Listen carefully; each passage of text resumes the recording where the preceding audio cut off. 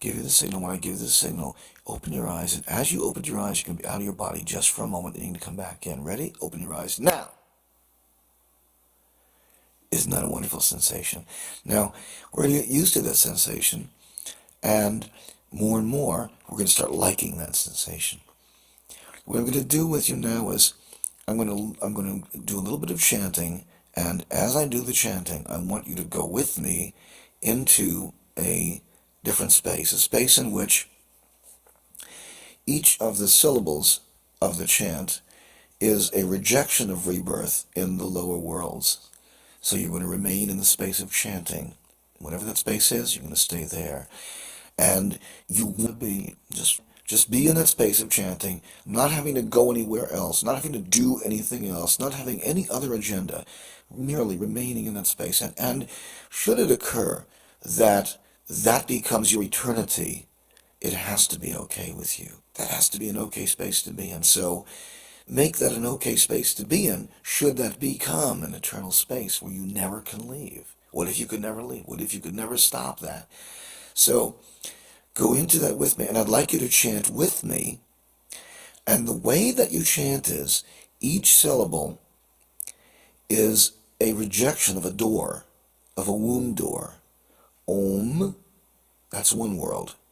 Ma, another world. Ni, it's another world, like the knights who say Ni. Pad, another world. Me, and Hum. So there are 6 worlds you're rejecting, both in samsaric and nirvanic forms. You're rejecting all the worlds of form, all the worlds of illusion, by pushing the womb doors away, using those sounds to push them away. Those sounds actually operate as if your hands were pushing. So you visualize your hands pushing away the womb door. And as they push the womb door away, each of those womb doors will present itself. The next womb door will present itself. So you push Om, as if you're in free fall in space and you're in a space station and you're starting to fall through a doorway. So you push back Om, and you push back when you go through the Ma, Ma, and then the Ni door, Ni, Pan, push away, Me, push away, Home, push away. So you're pushing away. You're refusing rebirth in the lower worlds, refusing it, refusing refuge, and remaining in the clear light. And you're going to remain in that clear light, which is the chant, which is that sound, the Om Mani Padme Hum, that is in that space, that is the clear light. And eventually, all of that Om Mani Padme Hum, you notice that it goes in rounds, that each of the monks takes a turn in the round, so that when you chant, when you yourself add your chant to this, try to fit it in with the rhythm of the chant. There is a rhythm, and the rhythm can be found. And when it can be found, you will find your own place in that rhythm and in that sound. And that's where you should be. You should find your place and fit yourself into the jigsaw puzzle of that beautiful mandala, which is the sound. If you could visualize the sound, it would be like a mandala. It would be visually very beautiful, like a scintillating snowflake in all directions. And that's what that's what mantra is. That's what the sound is actually created by, and is creating its own form, its own life form, thought form, formlessness form. So that burst of radiance is maintained in a round form. Om Mani Pa Om Mani Pa Om Mani Pa Om. In other words, each one starts in as the other one has left the station. Do you follow? Om Mani Padme. And when they get to that point, the next person starts in Om Mani Padme. Like row your boat. You don't all start at the same time, do you? It's a round. So you can chant in the round, as it were, the same way. You chant it as a round. That is the primary purpose of having many chanting, although there are some so skilled that they can sound as if there is no break. The idea is to keep the wheel turning And so you can use the silences as well, but if ideally you want to keep the wheel turning by keeping the chant going. And as one monk drops dead, another one takes the place of that monk. So in other words, it's all self-perpetuating, it's self-feeding, and it is a perpetual motion machine in itself. Now, of course, that might be all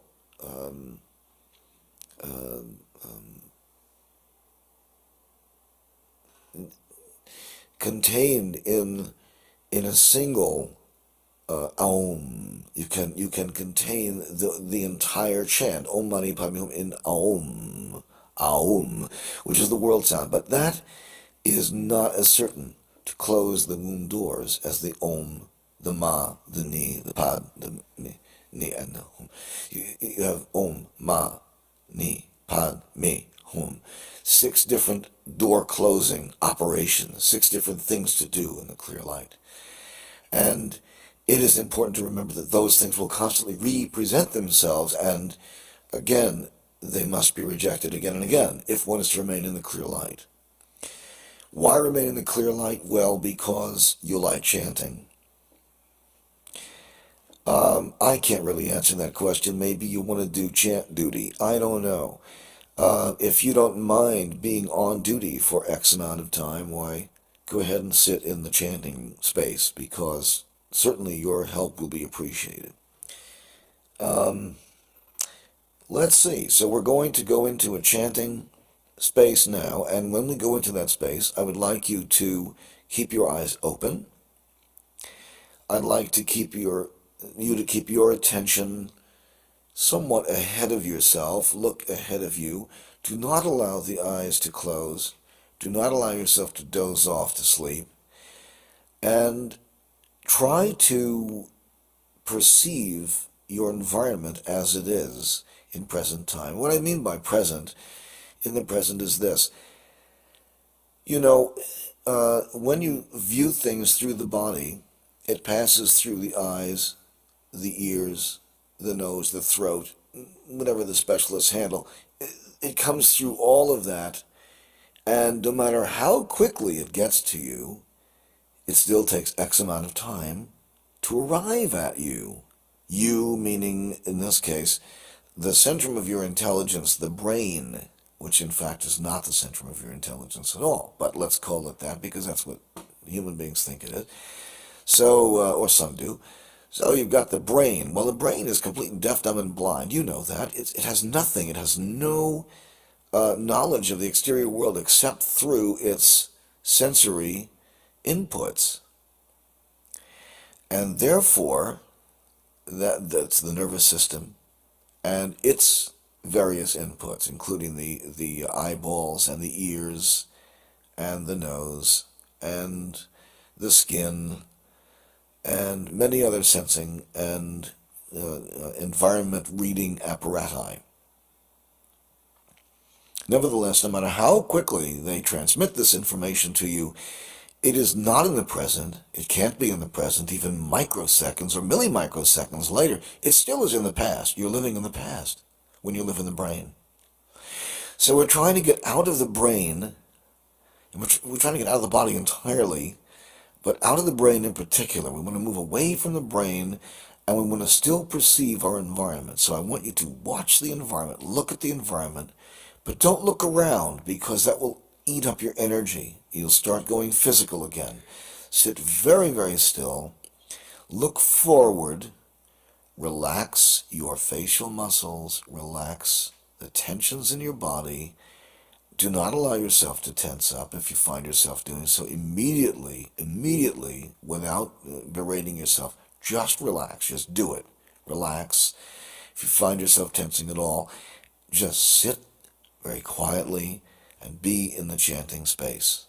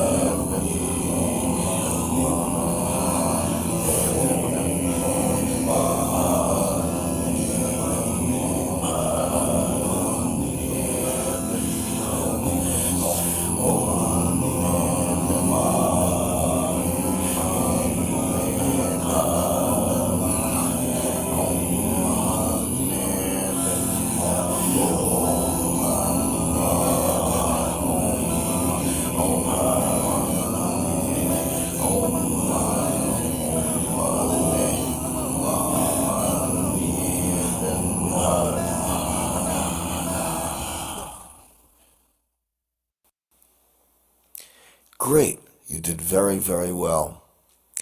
Now, we're going to go into the chanting space again, but this time, I want you to lie down on your back, close your eyes, and let the chant take you out of body for about 5 minutes, and then gently return you into your body.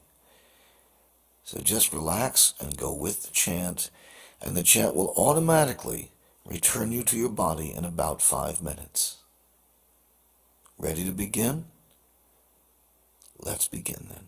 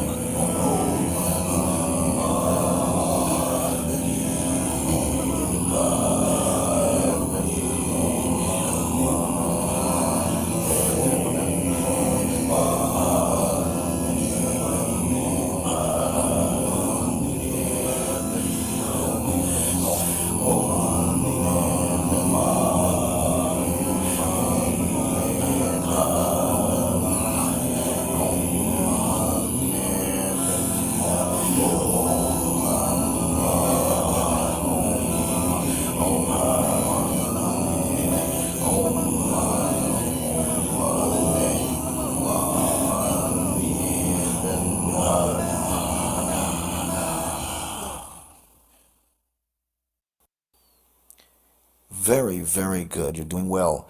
Let's continue with one more experiment. This time we're going to stand up. First we're going to sit just a little bit. Sit up a little bit. Because that was quite an experience, wasn't it? Kind of, might feel a little weak, maybe a little dizzy. So catch your breath, just relax, and slowly, slowly work yourself into a sitting position. And while you do that, I'll explain the idea of the next exercise. There's, in Japanese Zen, as I experienced it with Suzuki, a number of other friends in Japan, there is a concept of what is called every minute Zen. Now, of course, this came from Chan Buddhism, but in Japan, it's more along the line of the samurai, because they are the ones who adopted Zen, the Zen form of Buddhism, as their own in the face of strong Shinto opposition. So, it has, in that sense, very samurai leanings, very Spartan, self-denying, and so forth.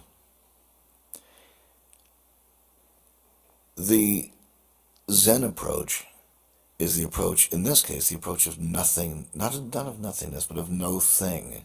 No thing. Well, we say all phenomena is illusion. And that may mean the same thing to you, but I think that sometimes by hearing something or seeing something from a different angle, from a different direction, maybe something new happens. Maybe you begin to see something in a different way. So maybe we can penetrate it from this angle a little bit better than maybe you have before. So we're going to try every minute Zen. We're going to do it in such a way that it will be a fairly different application of the way that I learned it originally. I learned it in the form of sumie, but it makes no difference what the form is how you do it, how you apply it. So what I'd like you to do is to find something to do with your hands. Now, that could be maybe with a piece of clay. Maybe you'd make a piece of pottery or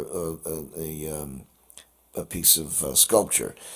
You might be a yo-yo champion. Perhaps you can cook very well. Whatever it might be, some activity in which you use your hands, in which you stand, do not sit, and preferably in which you move around slightly. I think that, as an example of that, would be wonderful. Don't use a sharp knife, but just in the kitchen would be great. Work in the kitchen for about 5 minutes. Don't use any sharp implements, and don't use anything electric or anything like hot water. But just kind of fiddle around in the kitchen a little bit and make something like a snack. And do that as you are listening. Please don't operate power tools. We did have someone try to do that. I really strongly recommend you not use any kind of tools, power or other, during this exercise. Stay away from anything sharp. Stay away from any heights. Stay away from stairs. Just do something nice and safe someplace. All right. So we're going to do some kind of physical exercise. Oh, you could play with a beach ball, maybe, and throw it back, or a medicine ball, throw it back and forth. Just don't do that in a china shop. Okay. So in this exercise, you're going to be active for the next 5 minutes. Actually do something. Try to accomplish something. But again, do not do anything that could potentially be dangerous. All right? We're going to begin with the third chanting exercise now. This is exercise number 3. You're moving around and you are active for 5 minutes with this chant. Begin.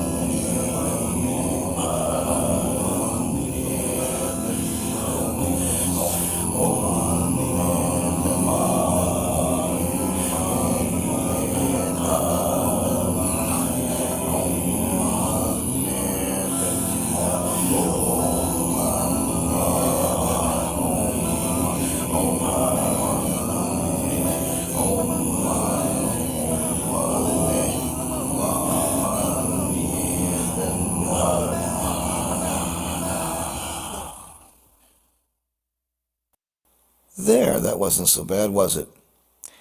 All right, now we're going to try the fourth application of the chanting space. In the fourth application, you are going to add to the chant with your own chant. You're going to try to chant with it, actively chant with it, and try to find your auditory place in the chant. Now, if you want to do this, you can get a karaoke machine and sing into it, play it, and so forth, and even record it. Let's go ahead and you're going to add your voice as best you can. And of course, if you can get tritone or quad tone or quintuple tones to your voice, so much the better. You want to get something that sounds something like this.